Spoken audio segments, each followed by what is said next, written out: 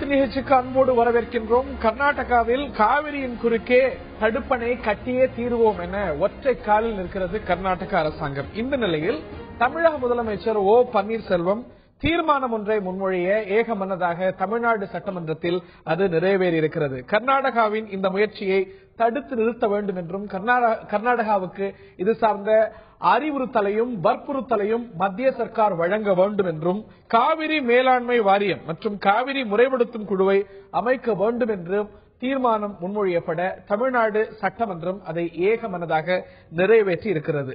இந்த விவகாரத்தை சரியாகத்தான் தமிழக சர்க்கார் கையாளுகிறதா? மத்திய அரசாங்கத்துடைய நிலைப்பாடு இந்த விஷயத்தில் சரியாகத்தான் இருக்கிறதா? தொடர்ந்து எழக்கூடிய கேள்வி பூனைக்கு யார் மணி கட்டுவது என்று. அந்த கேள்வி தொடர் கேள்வியாக எழ நாளை தமிழகம் தழுவிய ஆர்ப்பாட்டம் எல்லாம் அறிவிக்கப்பட்டிருக்கிறது. அரசியல் ரீதியாக வாழ்வாதாரம் ரீதியாக தொடர்ந்து பல கேள்விகளும் விவாதங்களும் இந்த விவகாரத்தில் எழுந்திருக்க விவாதிப்போம் இன்றைய ஆயுதெழுத்து நிகழ்ச்சியில். முதலில் இது சார்ந்த கூடுதல் விவரங்களை எமது சிறப்பு செய்தியாளர் சலீம் தர கேட்போம். மேகதாது எங்கே இருக்கிறது? தமிழகத்தில் விவசாய அமைப்புகள்லாம் ஒன்னு சேர்ந்து ஏன் நாளைக்கு பந்து அறிவிச்சிருக்காங்க? என்னதான் பிரச்சனை? ரொம்ப சிம்பிள். மேகதாது அப்படிங்கிறது பெங்களூர்ல இருந்து 100 கிலோமீட்டர் தொலைவில் அமைந்திருக்கக்கூடிய ஒரு இடம். மேகதாதுல காவிரி ஆறு ஓடுகிறது. காவிரி ஆறை பொறுத்தவரை 800 கிலோமீட்டர் நீளம் கொண்டது. கர்நாடகாவில் துவங்கி தமிழகம், கேரளா, பாண்டிச்சேரி வழியாக வங்கக்கடலில் சென்று கலக்கிறது.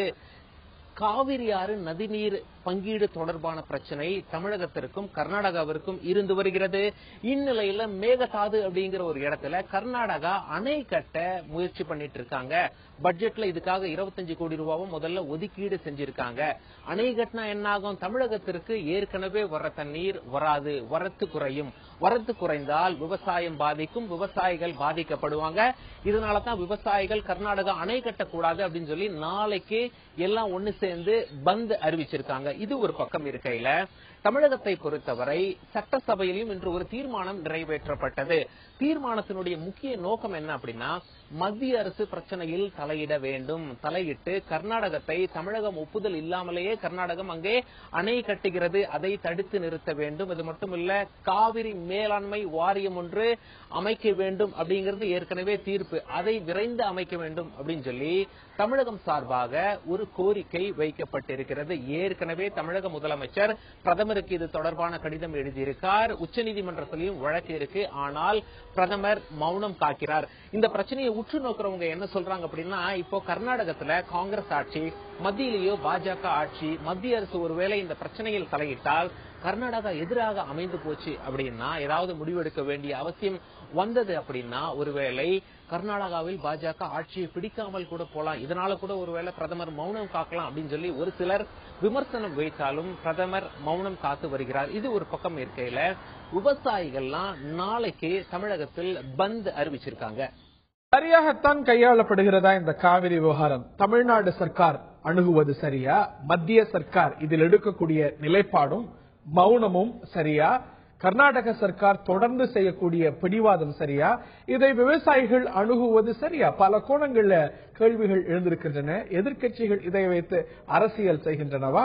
பல கேள்விகள் எழுந்திருக்க விவாதிப்போம். இந்த நிகழ்ச்சியில் நம்மிடையே பங்கேற்கிறார்கள் அஇஅதிமுகவுடைய தோழமை கட்சியான இந்திய குடியரசுக் கட்சியுடைய தலைவர் முனைவர் சேகு தமிழரசன் அவர்கள். நிகழ்ச்சிக்கு அவரை அன்போடு வரவேற்கின்றோம். அதே போல அனைத்து விவசாயிகள் சங்கங்களுடைய ஒருங்கிணைப்பு குழு தலைவர் பி ஆர் பாண்டியன் அவர்கள் நிகழ்ச்சியில் இணைகிறார். இந்த அமைப்பு தான் நாளை நடக்கக்கூடிய இந்த ஒரு பந்துக்கு அழைப்பு விடுத்திருக்கிறது. அதே போல திராவிட முன்னேற்ற கழகத்தை சேர்ந்த சட்டமன்ற உறுப்பினர் திரு செங்குட்டுவன் அவர்கள் நிகழ்ச்சியில் இணைகிறார். அவரை அன்போடு வரவேற்கின்றோம். 2 தேசிய கட்சிகளிலிருந்து 2 பெண் பிரமுகர்கள் பங்கேற்கிறார்கள். காங்கிரஸ் கட்சியை சேர்ந்த சட்டமன்ற கொறடா விஜயதரணி எம்எல்ஏ அவர்களும், அதே போல பாரதிய ஜனதாவுடைய பேராசிரியர் ராஜலட்சுமி அவர்களும் இந்த நிகழ்ச்சியில் இணைகிறார்கள். இந்த தமிழ்நாடு சட்டமன்றம் நிறைவேற்றிய இந்த ஒரு தீர்மானம் மத்திய அரசாங்கத்தை தான் இந்த விவகாரத்தில் கடுமையாக வலியுறுத்துகிறது, தொடர்ந்து வலியுறுத்துகிறது. ஏற்கனவே தீர்மானம் நிறைவேற்றப்பட்டிருக்கிறது. தமிழக முதலமைச்சர் பலமுறை கடிதம் எழுதியிருக்கிறார். இம்முறை மீண்டும் வலியுறுத்தப்பட்டிருக்கிறது. இது ஒரு பக்கம் இருக்க, பேராசிரியர் ராஜலட்சுமி, உரிமையை கேட்டு போராடினால் காவிரி மேலாண்மை வாரியம் அமைய பெற வேண்டும், காவிரி ஒழுங்குமுறை குழு அமைக்கப்பட வேண்டும் அப்படின்னு உரிமையை கேட்டால் அது தவறு. சட்டவிரோதமாக ஒரு செயலை அண்டை மாநிலம் செய்கிறது, அதை எதிர்த்து போராட்டம் அறிவித்தால், அதை எதிர்த்து மாநில அளவுல ஒரு எதிர்ப்பு எழுந்தால் அது ஒரு தேவையற்ற போராட்டம், நிழல் யுத்தம்னு பாரதிய ஜனதா இங்க ஒரு நிலைப்பாடு எடுப்பது அப்படிங்கிறது எந்த அளவுக்கு சரி?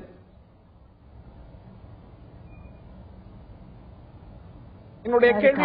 பிரச்சனை ரொம்ப நீண்ட காலமாக இருந்து வரும் பிரச்சனை, எல்லாருக்கும் அது காவேரி பிரச்சனை மிக நீண்ட காலமாக இருந்து வருகிறது. அதாவது water at the receiving end and the tail end, இவங்க ரெண்டு பேருக்கும் உள்ள ஷேர் எப்படிங்கிறதுல வர்ற பிரச்சனை தான் இது. அது ஆக்சுவலா காவேரி ஏற்கனவே கர்நாடகா அணைகள்லாம் கட்டிட்டாங்க. அப்ப காங்கிரஸ் கவர்மெண்ட் இருந்தது, அதை கண்டுக்கவும் இல்லை. இவங்களும் ஆழ்ந்து கொண்டிருந்த கட்சிகளும் அதை அப்பப்போ வலியுறுத்தி விட்டு விட்டார்கள். இப்பொழுது இந்த மேகதாது அணையை கட்டும் பொழுது இப்பொழுது பாரதிய ஜனதா கட்சி ஆட்சியில் இருக்கிறது. ஆகையினால இவர்கள் பாரதிய ஜனதா கட்சிக்கு ஒரு ரெக்வசிஷன் கொடுத்திருக்கிறார்கள். ஆக்சுவலா நீங்க தலையிட்டு மேலாண்மை குழு வாரியத்தை அமைக்க வேண்டும் என்று. அதற்கு சரியாக ஒரு நடவடிக்கை மேல கலந்து அவர்கள் ரெண்டு அரசையும் கூப்பிட்டு, ரெண்டு அரசு பிரதிநிதிகளையும், அந்த வாட்டர் டிஸ்பியூட் ரெண்டு பேருக்கு உள்ளவங்களையும் கூப்பிட்டு அவங்க அதுக்கு எடுத்து ஆக்ஷன் எடுப்பாங்கிறது தான் உண்மை. அப்படி இருக்கக்கூடிய சூழ்நிலையில எந்த கோரிக்கைக்காக இந்த ஒரு போராட்டம் அறிவிக்கப்பட்டிருக்கிறது அப்படின்னு மத்திய சர்க்காருக்கு தெரியும், மத்திய அமைச்சர்களுக்கு தெரியும். குறிப்பாக தமிழ்நாட்டிலிருந்து போயிருக்கக்கூடிய மத்திய அமைச்சருக்கு நன்றாக தெரியும். காவிரி மேலாண்மை வாரியமோ காவிரி ஒழுங்குமுறை குழுவோ அமைக்கணுங்கிற ஒரு கோரிக்கை தவறான கோரிக்கை அல்ல, அதனுடைய சட்டப்பூர்வ உரிமை அப்படின்னு பொன் ராதாகிருஷ்ணன் அவர்களுக்கு தெரியும் அப்படின்னு நம்புறேன்.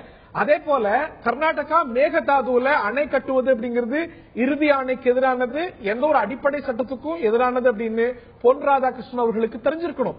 ஆனால் இந்த போராட்டம் பற்றியும் இந்த கோரிக்கை குறித்தும் கேட்கப்படும் பொழுது மத்திய அமைச்சர், தமிழ்நாட்டை சேர்ந்த மத்திய அமைச்சர் பொன் ராதாகிருஷ்ணன் சொல்வது என்ன கேட்கலாம். 2200 TMC தண்ணீர் காவிரியில ஆண்டுதோறும் போய் கடல்ல கலக்குது. அந்த தண்ணீரை நாம எப்படி சேமித்து வைக்கிறது அப்படிங்கறத பற்றி நாம யோசிக்கிறது நல்லது. நாம அதை செய்யாம நாம கர்நாடக அரசாங்கம் அது செய்ய போகிறது அப்படின்னு சொல்லிட்டு நாம யுத்தம் நடத்தி கொண்டிருப்பது சரியான ஒன்றாக நான் கருதவில்லை. நம்மகிட்ட வரக்கூடிய தண்ணீரை எப்படி நாம சேமிக்கிறது அப்படிங்கறத பற்றி நாம யோசிக்க வேண்டும். விவசாயிகளுடைய பெயரில் 28ஆம் தேதி அறிவிக்கப்பட்டிருக்கக்கூடிய முழு அடைப்பு போராட்டம் தேவையற்ற ஒன்றாக நாம் கருதுகின்றோம். நிழல் யுத்தத்தை நடத்தி கொண்டிருக்கக்கூடியவர்களுக்கு மக்கள் ஆதரவு கொடுக்கக்கூடாது என்று நாம் கேட்டுக்கொள்கின்றோம். யுத்தம் நடத்துறோங்கிறார், நிழல் யுத்தம் அப்படிங்கிறார், உரிமையை கேட்டால் அறிவுரை வழங்குகிறார். இன்னைக்கு தமிழ்நாட்டுக்கு கிடைக்கப்பட வேண்டிய உரிமை இந்த ஒரு மேலாண்மை வாரியமோ இல்ல ஒழுங்குமுறை குழுவோ இல்ல மேகதாதுல அணை கட்டாமல் இருப்பதோ அதை பத்தி சொன்னா நம்ம எப்படி தண்ணியை சேமிச்சு வைக்கணும்னு பாக்கணும், இங்க எங்க அணையை கட்டணும் அப்படின்னு கேட்பது அது செய்யப்படணும். ஆனா இன்னைக்கு ஒரு உரிமைக்காக ஒரு அண்டை மாநிலம் ஒரு அத்துமீறல் செய்யும் பொழுது அதை கண்டிக்க கூடாது அப்படின்னு தமிழ்நாட்டிலிருந்து தேர்ந்தெடுக்கப்பட்டிருக்கக்கூடிய ஒரு மத்திய அமைச்சர் நிலைப்பாடு எடுப்பது அதிர்ச்சி அளிக்கத்தக்க அளவுல இல்லையா பேராசிரியர் ராஜலட்சுமி? இதை நீங்க இப்படி எடுத்துக்கொள்ள கூடாது. பாரதிய ஜனதா கட்சியானது எல்லாவற்றிற்கும் ஒரு நிரந்தர தீர்வை காண வேண்டும் என்று ஒரு கருத்தில் கொண்டு எடுத்துக்கொண்டு செல்கின்ற ஒரு கவர்மெண்டாக இருக்கிறது. நீங்க மீனவர் பிரச்சனையில் இவ்வளவு நாள் எப்படி நடந்து கொண்டிருந்தது? மீனவர்களை பிடிப்பார்கள்,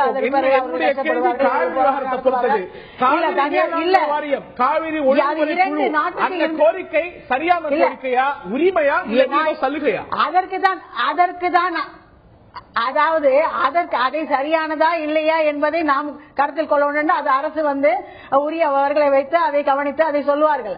அதே சமயத்தில் மத்திய அமைச்சர் பொன் ராதாகிருஷ்ணன் அவர்கள் சொல்லியிருப்பது நாம் எதிலும் ஒரு நிரந்தர தீர்வுக்காக போக வேண்டுமே தவிர போராட்டங்களை நடத்தக்கூடாது என்று சொல்லியிருக்கிறார். அவர் சொன்னதில் எந்த குறையும் கிடையாது. அதனால இன்னொரு தண்ணியை எப்படி சேகரிச்சு, அதாவது நாங்கள் மீனவர் பிரச்சனைக்கே தீர்வு கொண்டு வந்து விட்டோம். இரண்டு நாட்டிற்கு உள்ள பிரச்சனைக்கே தீர்வு கொண்டு வந்துவிட்டோம். ஆகையினால் இந்த காவேரி பிரச்சனைக்கு இரண்டு மாநிலத்துக்கு மீனவர் பிரச்சனையில இரண்டு மாநிலங்களுக்கு உள்ள பிரச்சனையை நாங்கள் தீர்வு கொண்டு வருவது மிக இலகுவான விஷயம். அதை கொண்டு வருவோம். அதில் அவர் சொல்லியிருந்த இன்னொரு கருத்தை அதாவது வாட்டர் எக்கானமி, உரிமையை கட்ட அறிவுரை, வாட்டர் எக்கானமி என்பதையும் பார்க்க வேண்டும். அதையும் கர்நாடகத்தில் இருந்து வரும் தண்ணீரையும் அதான் கர்நாடக அணை கட்டாமல் இருப்பதையும் நாம் பார்த்துக் கொள்ளலாம். அதே சமயத்தில் நமக்கு வரும் தண்ணீரை சிக்கனமாக பயன்படுத்துவது என்பதையும் பார்க்க வேண்டும். இன்னொரு விஷயம் நீங்க தெரிஞ்சுக்கணும், காவேரியில அவன் அணை எப்ப கட்ட ஆரம்பிச்சாங்கன்னா இல்ல என்னுடைய பணத்தை இன்னொருத்தர் களவாடி இருக்காருன்னு சொல்றேன். அப்ப என்ன சொல்றீங்க, இருக்கக்கூடிய மத்த பணத்தெல்லாம் நீ சிக்கனமா செலவு செய்ய, அத முதல்ல செலவு செய்ய, அப்புறம் இதை பத்தி பேசலாங்கிற மாதிரி இருக்கு. அப்படிதான் இருக்கு நீங்க பேசுறது. நீங்க நான் ஒரு எக்கனாமிக்ஸ் ப்ரொஃபஸருங்க, எக்கானமிஸ்ட், பொருளாதார நிபுணர். பணத்தை களவாடுறதுக்கும் வாட்டர் ரிசோர்ஸ், அதாவது ரினியூவபிள் சோர்ஸ் ரிசோர்ஸ் வாட்டர், அது வந்துகிட்டு இருக்கிறதுக்கும் இதுக்கும் அதுக்கும் சம்பந்தம் கிடையாது. கம்பேர் பண்றது வாட்டர் எக்கானமியை பார்க்கும்போது நேரடியா பாதிக்கக்கூடிய ஒரு விஷயம். நிச்சயமாக தமிழ்நாட்டு வாழ்வாதாரம், குடிதண்ணீர், சென்னை உட்பட 20 மாவட்டங்களுக்கு குடிதண்ணீரை பாதிக்கும் விஷயம். இதை நாம் அதாவது முதலிலே காவிரி டெல்டா விவசாயிகள் 3 போக விளைவித்துக் கொண்டிருந்தார்கள். அப்பொழுது கர்நாடகாவில் அந்த அளவுக்கு விளைச்சல் இல்லை, அவர்களுக்கு விவசாயம் அவ்வளவு தெரியவில்லை. நம்மளை பார்த்துதான் அவர்கள் டேம் கட்டவும், நம்மளை பார்த்துதான் விவசாயம் பண்ணவும் கற்றுக்கொண்டார்கள். அதற்கு பின்னால் தண்ணீரோட அருமை தெரிந்தது, அணைகள் கட்ட ஆரம்பித்தார்கள் என்பதுதான் உண்மை, வரலாற்று பூர்வமான உண்மை. அதே பெருகிருக்கிறாங்க. எவையெல்லாம் சட்டமும் இறுதி ஆணையம் அனுமதிச்சிருக்கிறதோ அதை தாண்டி செஞ்சிருக்கிறாங்க அப்படிங்கறதா உண்மையா இருக்கு. அதற்கு மத்திய சர்க்கார், அது காங்கிரஸ் சர்க்காரோ செய்து வருகிறது. மத்திய சர்க்கார், காங்கிரஸ் அரசாங்கம் அதை கண்டுகொள்ளவே இல்லை, சரியான நடவடிக்கை எடுக்கவில்லை. இப்பொழுது மோடி அரசு, பாஜக அரசு அதற்கு சரியான நடவடிக்கை எடுக்கும். யாரையும் வரைமுறையை தாண்டி செயல்படுவதற்கு அளவு பண்ணாது என்பதுதான் எங்களுடைய கருத்து. எடுக்கும். அதே சமயத்தில் போராட்டம் நம்ம ஒரு போராட்டம் பண்றோம், அது உரிமை அப்படிங்கிறது தமிழ்நாட்டில் ஒரு போராட்டம், முன்பாக மற்றொரு தேசிய கட்சியான காங்கிரஸ், அதாவது தமிழ்நாட்டில் ஒரு போராட்டம், அடுத்தது கர்நாடகத்தில் ஒரு போராட்டம். கர்நாடகத்தில் இருந்து பிறகு அந்த மக்கள் அங்க உங்களை போலவே இந்த விஷயத்தை அப்படிப்பட்ட நிலைப்பாட்டை எடுக்கக்கூடிய காங்கிரஸ் கட்சி கேட்க இருக்குது. ஒரு ரெட்ட வேடம் இல்லையா? அதாவது இங்க சட்டமன்ற புறக்கணிப்பு போராட்டம்னு அறிவிச்சிட்டீங்க. நாங்க நாளைக்கு சட்டமன்றத்தை புறக்கணிப்போம், அதே போல நாளைக்கு விவசாயிகளுக்கு ஆதரவு அளிப்போம். இன்னொரு பக்கம் விவசாயிகளை பாதிக்கிறதுக்கு அணை கட்டுவோம். எங்க கர்நாடகால மத்திய காங்கிரஸ் வாய் மூடி மௌனமாக வேடிக்கை பார்ப்போம். இது ரெட்டை வேடமா 3 வேடமா? இல்ல, ரெட்டை வேடம் எப்படி சொல்ல முடியும்? இது ஒரு தேசிய கட்சி, இதுல ரெட்டை வேடம்னா சொல்ல இயலாது. கர்நாடகத்தில் இருக்கக்கூடிய அனைத்து கட்சியும் இணைந்து போராடுகிறார்கள், அப்படிதான் பார்க்கணும். அது காங்கிரஸ் பிஜேபி என்று பார்க்க இயலாது. அதே நேரம் தமிழகத்தில் பாத்தீங்கன்னா இன்றைக்குதான் ஒட்டுமொத்த சட்டமன்ற தீர்மானமாக இன்றைக்கு ஒரு தீர்மானம் உருவாக்கப்பட்டிருக்கு. அதே நேரம் நாளைக்கு அனைத்து அஇஅதிமுக ஆளும் கட்சியும் பிஜேபியும் தவிர அனைத்து கட்சிகளும் இணைந்து ஒரு பெரிய மாபெரும் பந்த அறிவிச்சிருக்காங்க. கர்நாடக காங்கிரஸ் அரசாங்கத்துடைய செயல்பாட கண்டித்து இல்லையா? காங்கிரஸ் அரசாங்கம் அது மாநில அரசு, அப்படி பார்க்க போனா மாநில அரசாங்கம் செய்து அதுதான் கெட்ட அரசு. மத்திய காங்கிரஸ்க்கு கெட்ட அரசு நல்ல அரசு நம்ம சர்டிபிகேட் செய்து இந்த விஷயத்தை செய்து கெட்ட அரசு நல்ல அரசு நம்ம சர்டிபிகேட் ஒரு நிமிஷம் பின்வாங்கிக்கிறேன். ஒரு நிமிஷம், என்னுடைய கேள்வி இதுல மத்திய காங்கிரசுக்கு என்ன நிலைப்பாடு? அதாவது காங்கிரஸ் தலைவர் EVK இளங்கோவன் ஆவேசமாக ஒரு நிலைப்பாடு எடுக்கிறார். நீங்க கொரோனாவா இருக்கிறீங்க, சட்டமன்றத்தை நாங்க புறக்கணிப்போம், இதுக்கு பலரும் வரவேற்கிறாங்க. ஆனா மத்திய காங்கிரசுக்கு நிலைப்பாடு இருக்கா? இல்ல, மத்திய காங்கிரஸை பொறுத்தவரை மாநிலங்களின் தேவைகள் கோரிக்கைகள் என்று வந்தால் அந்தந்த மாநிலங்கள் எடுக்கக்கூடிய முடிவுகளுக்கு தான் கட்டுப்படணும். அதாவது முடிவு எடுக்க மாட்டோம். இல்ல, அவங்க முடிவு எடுக்க வேண்டிய அவசியம் இல்ல. அந்த அளவுக்கு இல்ல, மத்திய அரசிடம் கோரிக்கை வைப்போம். அரசாங்கம் வேற, மத்திய காங்கிரஸ் வேற. அந்த அளவில் பாத்தீங்கன்னா இன்றைக்கு இரட்டை வேடம் நீங்க காங்கிரஸ் சொல்ல வேண்டிய அவசியமே இல்லை. பாரதிய ஜனதாவின் இரட்டை வேடம் என்பது நான் இந்த அரசாங்கத்தை வச்சு சொல்லல. நான் சொல்வது தேர்தலுக்கு முன்னால் என்ன சொன்னாங்க, பாராளுமன்ற தேர்தலுக்கு முன்னாடி என்ன சொன்னாங்க, பாராளுமன்ற தேர்தலுக்கு பிறகு என்ன இப்ப பேசுறாங்க, அதான் நான் இரட்டை வேடம் சொல்றேன். திரு செங்குட்டுவன் அவர்கள்ட்ட கேட்க இருக்கிறது திராவிட முன்னேற்ற, நான் உங்கள்கிட்ட வரேன்னா பேலன்ஸ் வரேன்னா திரு செங்குட்டுவன் அவர்கள்ட்ட முதற்கட்ட கருத்து நான் கேட்க இருக்கின்றேன். நிச்சயமா 1.5 மணி நேரம் நிகழ்ச்சி நல்லா விரிவா பேச முடியும் நம்மால.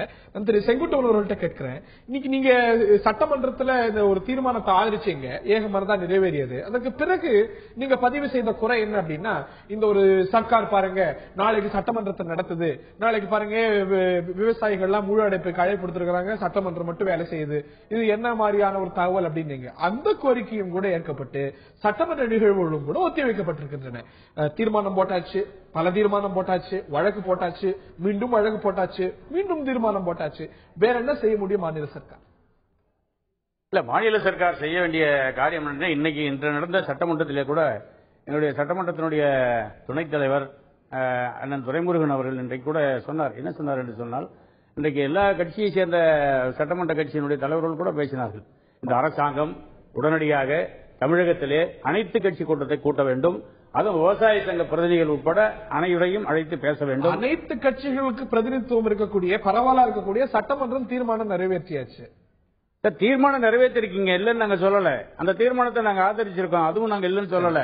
அடுத்த கட்ட பணியை நம்ம செய்ய வேண்டிய காரியம் என்ன சொன்னால், வெறும் தீர்மானம் நிறைவேற்றுவது, தீர்மானத்தை நம்ம ஃபேக்ஸ்ல மத்திய அரசாங்கத்துக்கு அனுப்பி வைப்பது என்று அதோடு நின்று விடாமல் யாருக்காவது விஜயதன்ய காங்கிரஸ் கட்சிக்கு, இன்னும் சொல்ல போனா தமிழக பாரதிய ஜனதாவுக்கு கூட இதுல வேறு கருத்திற்கான அனைத்து கட்சி கூட்டம் கூடி ஒரு கருத்து வேற்றுமைகளை களையறதுக்கோ, அனைத்து கட்சி கூட்டம் கூட என்ன பண்ணும், இதே கருத்துக்கு தான் வரப்போகுது. இல்ல இல்ல இல்ல, நீங்க இப்ப கர்நாடகால என்ன பண்றாங்க, அவங்க வெறும் தீர்மானம் நிறைவேற்றிட்டு உடனே கடிதம் எழுதிட்டு உடனே விட்டுறாங்களா?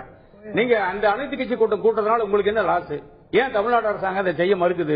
ஏன் அனைத்து கட்சியில் இருக்கக்கூடிய கட்சியினுடைய தலைவர்களை வச்சுக்கிட்டோ, அல்லது சட்டமன்ற உறுப்பினர் அனைத்து கட்சி சட்டமன்ற உறுப்பினர்கள் வச்சுக்கிட்டோ, அல்லது பாராளுமன்ற உறுப்பினர்கள் வச்சுக்கிட்டோ நீங்க போய் சம்பந்தப்பட்ட பிரதமரை ஏன் சந்திக்க கூடாது? சம்பந்தப்பட்ட அந்த நீர்வளத்துறை அமைச்சரை ஏன் சந்திக்க கூடாது? ஏன் அதுல என்ன உங்களுக்கு என்ன சங்கடம் இருக்கு? ஏன் எல்லாமே நாங்க தான் செய்யணும், நாங்க தான் நம்பர் 1, நாங்க தான் மாதிரி அந்த போக்கை நீங்க கைவிட்டுட்டு உடனடியாக இது ஒரு பொதுவான பிரச்சனை, விவசாயிகளுடைய ஜீவாதார பிரச்சனை, தமிழ்நாட்டினுடைய ஒட்டுமொத்த பிரச்சனை, தமிழ்நாட்டினுடைய நெற்களஞ்சியம் பாதிக்கப்படுகிறோம் என்ற சொல்லக்கூடிய அந்த பிரச்சனை. ஆகிய இந்த பிரச்சனையிலே நாங்கள் தான் செய்வோம்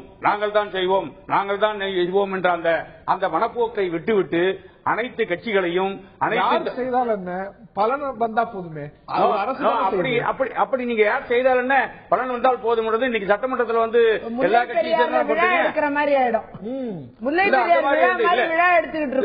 நான் முடிக்கவே இல்லையே. நீங்க ஒரு சட்டமன்ற எதிர்கட்சி தலைவர்களையோ அல்லது கட்சியினுடைய தலைவர்களையோ நீங்க அழைத்துக் கொண்டு போய் பிரதமரை சந்திக்கலாம், அல்லது இங்கே ஒரு அனைத்து கட்சி கூட்டத்தை கூட்டலாம், அதுல ஒரு ஒருமித்த கருத்து உருவாக்கலாம். அந்த ஒருமித்த கருத்து அடிப்படையில் கருத்து என்ன இருக்கு? ஒருமித்த கருத்து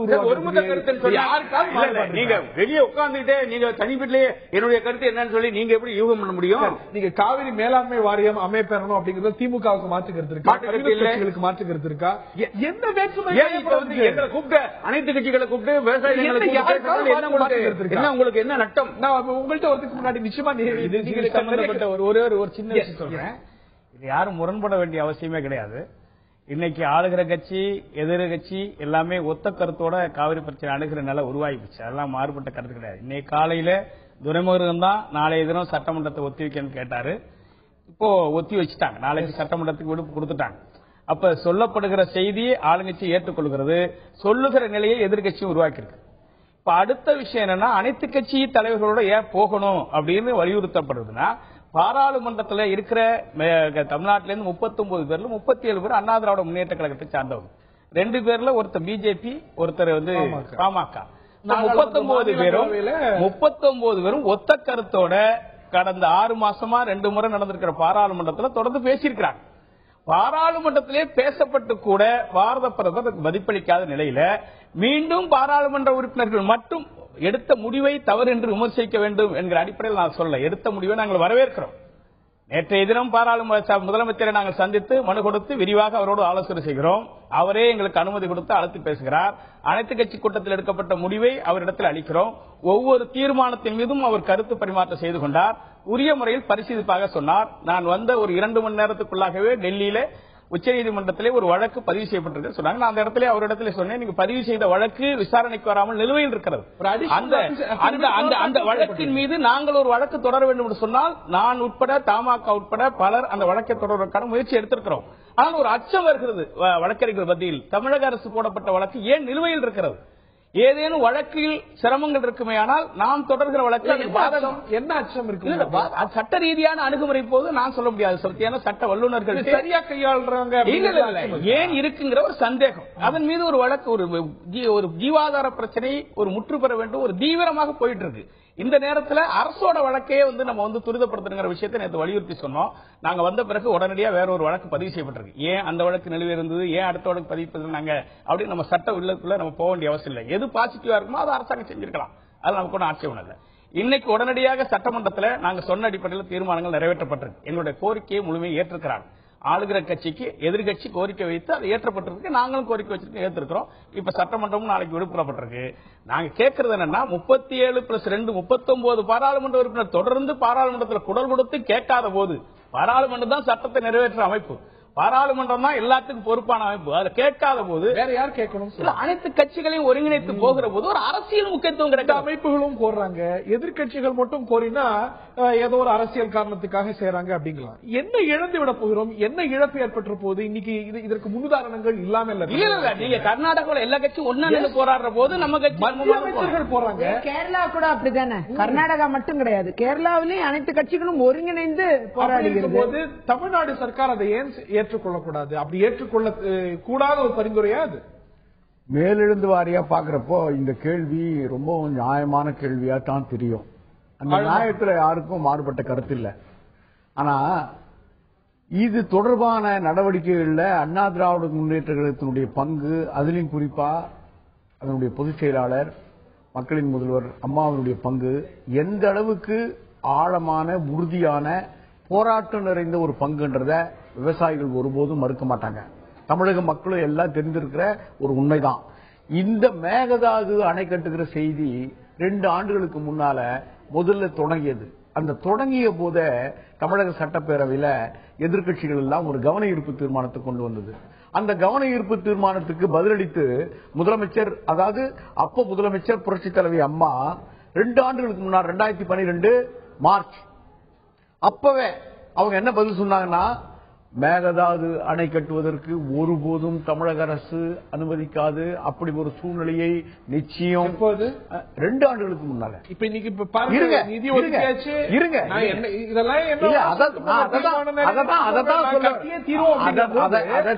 நம்மளுடைய போராட்டத்தை ஒருங்கிணைந்து வலுப்படுத்துறதுக்கான ஒரு அவசியம். நான் உங்க கேள்விகளுக்கு எல்லா கேள்விகளுக்கும் பதில் சொல்றேன். அதற்கு பிறகு கடந்த டிசம்பர்ல 2014 டிசம்பர்லயும் இன்றைக்கு எப்படி ஒரு அரசினர் தனி தீர்மானம் நிறைவேற்றப்பட்டதோ இதே போல ஒரு தனி தீர்மானமும் நிறைவேற்றப்பட்டது. எப்போ 2014 சரி, அந்த டிசம்பர் முதலமைச்சர் அதுக்கு பிறகு முந்தா நாள் கடிதம் எழுதப்பட்டிருக்கு. இப்போ வழக்கு பதிவு செய்யப்பட்ட சரி, இன்னைக்கும் மீண்டும் இருங்க. இப்ப என்ன செய்யணும் அப்படின்னா, அவங்கள போல ஒரு அதுக்குதான் பதில் சொல்ல வரேன். அதுக்கு அந்த பின்னணிக்கு தான் இவைகள் எல்லாம் சொல்றேன், அதுக்குதான் பதில் சொல்ல வரேன். இதை போல அனைத்து கட்சி கூட்டம், இந்த காவிரி நதிநீர் தாவா குறித்த ஒரு அனைத்து கட்சி கூட்டம் தமிழ்நாட்டில் இதுவரைக்கும் எத்தனை கூட்டங்கள் நடந்திருக்கும் தெரியுமா? திரு பாண்டியன் அவர்களுக்கும் திரு செங்கோட்டையனுக்கும் தெரியுமோ தெரியாதோ, நான் மட்டுமே 10க்கு மேற்பட்ட கூட்டங்களில் பங்கேற்றிருக்கேன். எத்தனை முறை நான் இறுதி கருத்துக்கு வர்றேன். எத்தனை முறை பிரதமரை போய் சந்திச்சிருக்கோம் தெரியுமா? திருமதி இந்திரா காந்தியில இருந்து, திரு ராஜீவ் காந்தியில இருந்து, அடல் பிகாரி வாஜ்பாயில இருந்து, எத்தனை பிரதமர்களை. எத்தனை முறை கடிதம் எழுதப்பட்டிருக்கு முதலமைச்சரால்? பன்னீர்செல்வம் விட்டுட்டாரா, ஜெயலலிதா விட்டுட்டாங்களா? இவ்வளவும் இதுவரையில நடக்காத ஒன்றில்லை. இதற்கு மேலும் சொல்றேன், நாளைக்கு வேலை நிறுத்தம் இருக்கு. இந்த பிரச்சனைக்காக கடந்த அரை நூற்றாண்டு காலத்துல எத்தனை முறை வேலை நிறுத்தங்களும் செய்திருக்கோம் தெரியுமா? அதனால விட்டுருவோம் இல்ல. இவ்வளவு அனுபவங்களுக்கு பிறகு நாங்க எதை சொல்ல வரோம்னா, அனைத்து கட்சி கூட்டம்ன்றது ஒன்னும், அதனால ஒரு ஒருமித்த கருத்து இருக்கு. இந்த அனைத்து கட்சி கூட்டம் கட்டாயம் அவசியம். அதெல்லாம்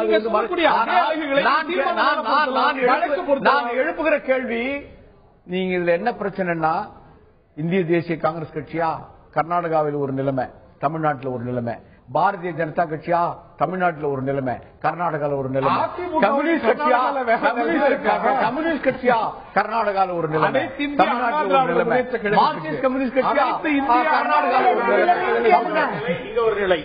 கர்நாடகால என்ன நிலைமை அதிமுக? நிலைமை ஒரே நிலைதான். ஒரே நிலைதான் அனைத்து இந்திய அண்ணா திராவிட முன்னேற்ற கழகத்தை பொறுத்தவரையில ஒரே நிலைதான். ஆக அனைத்து கட்சி கூட்டத்திலிருந்து இங்கிருந்து பிரதிநிதிகள்லாம் ஒரு முறை அடல் பிகாரி வாஜ்பாயை பிரதமரா இருந்தப்ப சந்திச்சோம்.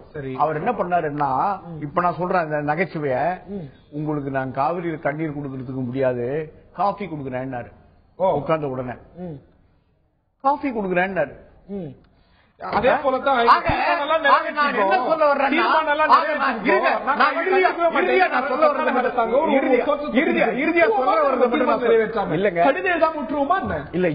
சொல்ல வர்றது என்னன்னா, இதுல ஒரு மாநில அரசாங்கம் 2 வகையான நடவடிக்கையை மேற்கொள்ளணும். ஒன்னு, நிர்வாக நடவடிக்கை, மத்திய அரசை நிர்பந்திப்பது, வலியுறுத்துவது, மத்திய அரசுக்கு கோரிக்கை எடுத்து வைப்பது, நியாயத்தை உண்மையை புரிய வைப்பது, அதற்கு மத்திய அரசுடைய நடவடிக்கையை வலியுறுத்துவது. 2வது, நீதிமன்றத்தில் நீதி கிடைக்க அணுகுவது. இந்த 2 அமைப்புகளையும் மாநில அரசு தொடர்ந்து தட்டிக் கொண்டிருக்கிறது. முதலமைச்சராக வழங்கிய புரட்சித் தலைவி அம்மா தொடர்ந்து போராட்டங்களை இருந்து கொண்டிருக்கிறார். அவங்க என்ன பண்ண முடியுது? கர்நாடகாவினுடைய தொடர்ந்து கர்நாடக அரசாங்கத்தினுடைய அந்த நடைமுறையை, அவனுடைய பழக்க வழக்கங்களை தொடர்ந்து நீங்க கவனித்துக் கொண்டிருப்பீர்களே. ஆனால் இந்த பிரச்சனை 1807, இது 200 ஆண்டு கால பிரச்சனை. இந்த காவேரி பிரச்சனை என்பது 200 ஆண்டு கால பிரச்சனை. 1807 ஆரம்பிச்ச அந்த பிரச்சனை 1924 இருந்து அதுக்கு முன்னாடி தொடர்ந்து வந்துகிட்டு இருக்கிற பிரச்சனை. இந்த சர்க்கார் பொறுத்த வரைக்கும் நான் என்ன சொல்றேன்னு சொன்னா, இந்த சர்க்கார் கர்நாடக மாநிலத்திலே செயல்படுகின்ற அரசியல் கட்சிகளையும், இந்த சர்க்கார் அரசு ரீதியாக பணிகளை செய்து கொண்டிருக்கிறது. கடிதம் எழுதுகிறார்கள், அதுக்குண்டான வழக்கு நீதிமன்றத்திலே வழக்கு தொடுக்கிறார்கள். அதில் நாங்கள் இல்லை என்று மறுக்கவில்லை. அதே போல இன்னொன்று, நாங்கள் இந்த அரசு என்ன செய்ய தவறுகிறது என்று சொன்னால், இந்த தமிழகத்தினுடைய ஒட்டுமொத்த அழுத்தத்தையும் தர வேண்டும் என்று சொன்னால், இங்க இருக்கக்கூடிய அனைத்து கட்சிகளையும் விவசாய சங்க பிரதிநிதிகளையும் அழைத்துக் கொண்டு போய் நம்முடைய பிரதம அமைச்சரை சந்திப்பதிலே என்ன உங்களுக்கு, பிரதம அமைச்சருக்கோ துறைசார் அமைச்சருக்கோ இன்னைக்கு அனைத்து கட்சிகளுக்கு தமிழ்நாட்டில் என்ன நிலைப்பாடுன்னு தெரியாம இருக்குது இல்ல. நாளைக்கே போய் திமுக ஆட்சியில் நடந்த மாதிரியோ அதுக்கு முந்தின நடந்த மாதிரியோ ஒரு பஸ்லயோ இல்ல போய் கூட ஒன்னா போய் சந்திச்சதுன்னா இந்த பிரச்சனை தீந்துருமா? எல்லாம் சேர்ந்து வந்து உடனடியா கர்நாடக சர்க்கார சொல்லிடுவோம்.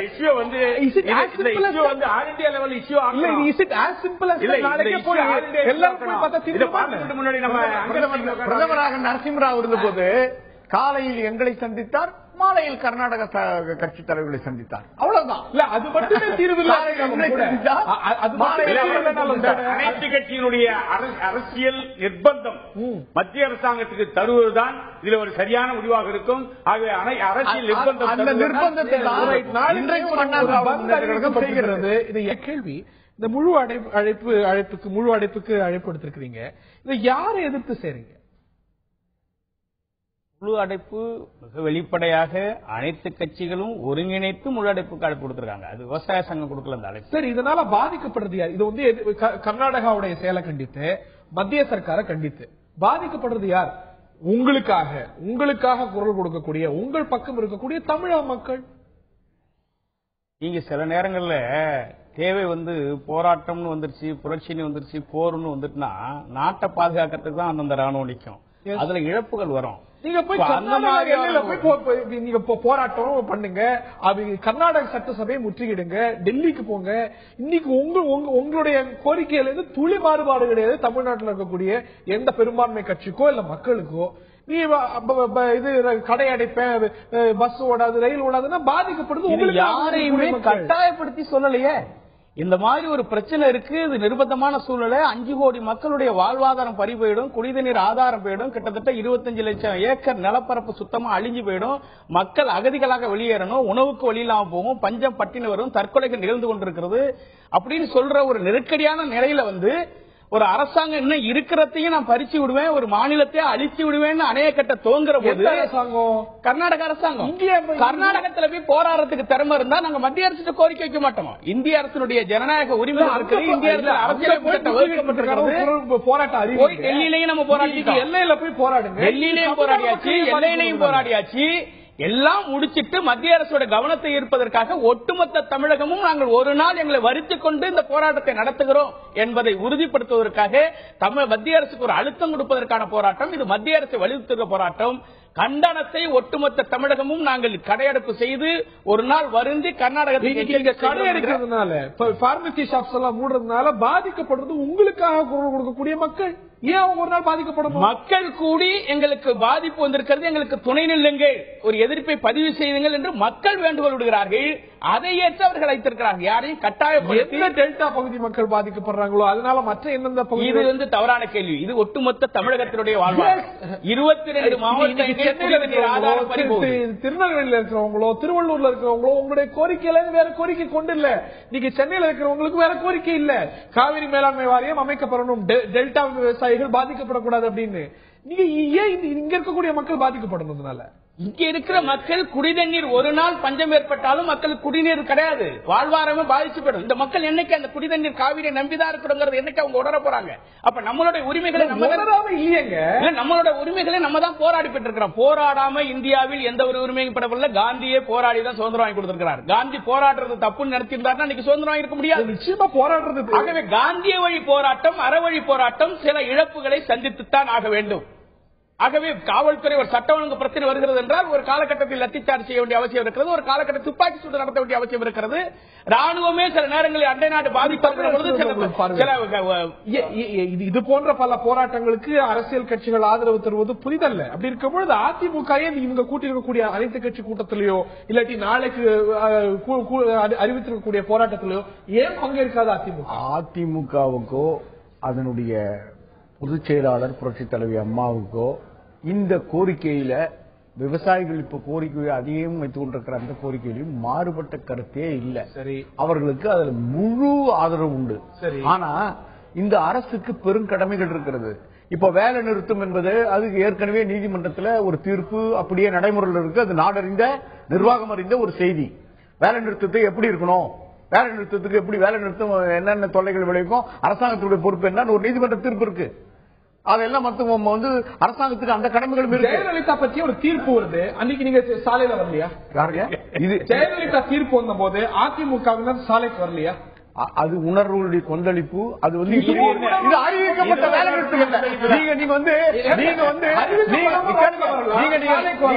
போராடலாம், அறிவிக்கப்பட்டு ஒரு கட்டுக்காப்போட வந்து போராடக்கூடாது. போராட்டத்தினுடைய தன்மைகள் வேறுபட்டவை. நீங்க வந்து இது வந்து அறிவிக்கப்பட்ட ஒரு வேலை நிறுத்தமா செய்யறதுன்னா இன்றைக்கு நிர்வாக ரீதியா நீதிமன்ற தீர்ப்பு ரீதியா எவ்வளவு ஜெயலலிதாவுடைய தீர்ப்பு வந்த பொழுது அறிவிக்கப்பட்டு பல அமைப்புகள் அதுக்கு ஆதரவா போராட்டம் நடத்துறாங்க, பந்த் அறிவிச்சாங்க. பந்த் எங்குமே இல்லையா? அப்படி அறிவிக்கப்பட்ட நீங்க கொந்தளிப்பு நீங்க சொல்றான்னு எனக்கு தெரியல. ஆனா முதலமைச்சரை சந்தித்து ஆதரவு கேட்ட போது கூட அவர் இந்த போராட்டம் தேவையற்றதில்லை என்று எங்கள்கிட்ட சொல்றாங்க. போராட்டத்தினுடைய அழுத்தத்தினால்தான் இன்னைக்கு மத்திய அரசு ஆளுங்கட்சியாக ஒரு ஆளுங்கட்சியாக அவர் சொல்வது போல நீதிமன்ற வழிமுறைகள் இருக்கு. ஒரு ஆளுங்கட்சியா ஒரு போராட்டத்தில் பங்கேற்கிறதுல நிச்சயமா ஒரு எந்த ஒரு ஆளுங்கட்சியும் அவ்வளவு எளிமையா வந்து ஒரு பந்துல ஒரு பங்கேற்கணும் அப்படின்னு நீங்க கேட்பதும் நியாயமான கோரிக்கை. பங்கேற்க வேண்டும்.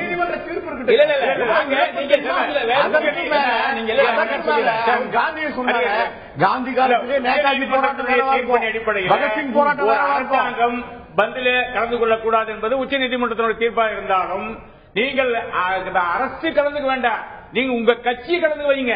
ஏன் உங்க கட்சி கட்சியை கலந்து வச்சீங்க? சரிங்க,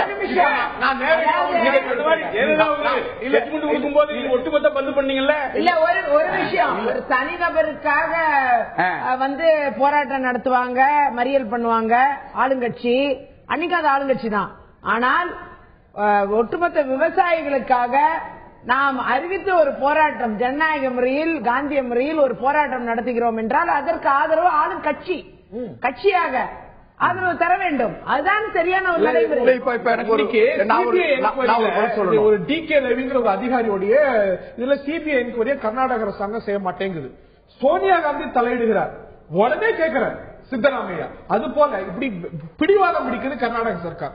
ஒரு போன் போடலாமே சோனியா காந்தி, ஏன் மேகதாதுல அணை கட்டணும்னு நினைக்கிறீங்க, இது வந்து காவிரி இறுதி அணைக்கு எதிரானது அப்படின்னு சோனியா காந்தி ஒரு போன் மட்டும் சொல்லிட்டாங்க. அதுக்கு சரியான பதில் நீங்க பொறுமையா கேட்கணும்னு நான் நினைக்கிறேன். இங்க வந்து ஒரு IAS அதிகாரி, ஒரு தனி நபர், அவருடைய பிரச்சனை என்ன என்பது CBI என்கொயரி பண்ணி உலகத்துக்கு வெளிச்சப்படுத்தணுங்கிறது அன்னை சோனியா காந்தியோட கோரிக்கை. அது நியாயமான கோரிக்கை. ஆனால் இங்க 2 மாநிலங்கள், அங்க மக்கள் இங்க மக்கள், அந்த மாநில மக்கள் அவங்க உரிமை, மாநில மக்கள் இந்த மாநில மக்கள், எது நியாயமான கோரிக்கை, எது நியாயம்? நீங்க மேகதாதுல விதிகளை மீறி இறுதி அணையை மீறி அணை கட்டுவதா கட்டாததா? தமிழ்நாடு பக்கம் நிக்கணுமா, பிரச்சனை வந்து ஒதுங்கி நிக்கணும்? கிடையாது, அது கிடையாது. தமிழ்நாட்டுல இருக்கிற மக்களுக்கு இது நியாயம், கர்நாடகால இருக்கிற மக்களுக்கு அது நியாயமா அது வந்து மக்கள் கிடையாது. தேசிய கட்சி, அதாவது தேசிய கட்சி மட்டும் இல்ல, ஏன் அதிமுக கூட அங்க கொஞ்சம் இருக்காங்க,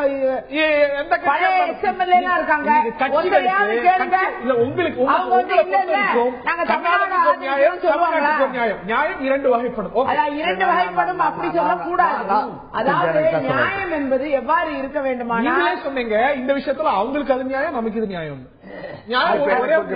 இல்ல. நியாயம் என்று நீங்க ஒரே ஒரு நியாயம் என்று நம்ம சொன்னோம்னா அது தவறு. அதே நேரம் பங்கீடு, நான் சொல்ல வருது, சட்ட ரீதியாக இந்த தண்ணீரை பங்களித்து தரக்கூடிய அந்த ஆணை என்பது சரிவர நடைமுறைப்படுத்தப்பட்டுவிட்டால் இந்த பிரச்சனையெல்லாம் தீர்ந்துவிடும்.